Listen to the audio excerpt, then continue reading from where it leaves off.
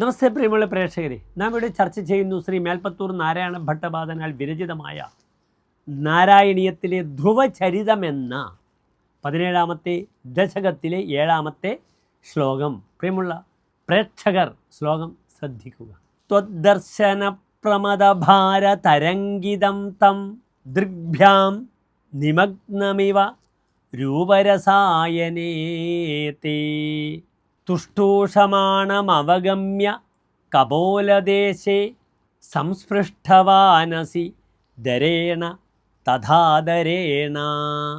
അടുത്തതായി പ്രസ്തുത ശ്ലോകത്തിൻ്റെ പദച്ഛേദം ശ്രദ്ധിക്കുക. ത്വദ്ദർശന പ്രമദഭാര തരംഗിതം തം ദൃഗ്ഭ്യാം നിമഗ്നം ഇവ രൂപരസായനേ തേ തുഷ്ടൂഷമാണം അവഗമ്യ കപോലദേശേ സംസ്പൃഷ്ടവാൻ അസി ദരേണ തഥാ ആദരേണ.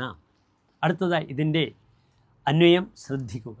ത്വദ്ദർശന പ്രമദഭാര തരംഗിതം തേ രൂപരസായനെ ദൃഗ്ഭ്യാം നിമഗ്നം ഇവ തം തുഷ്ടൂഷമാണം അവഗമ്യ കപോലദേശേ ദരേണ തഥാ ആദരേണ സംസ്പൃഷ്ടവാൻ അസി.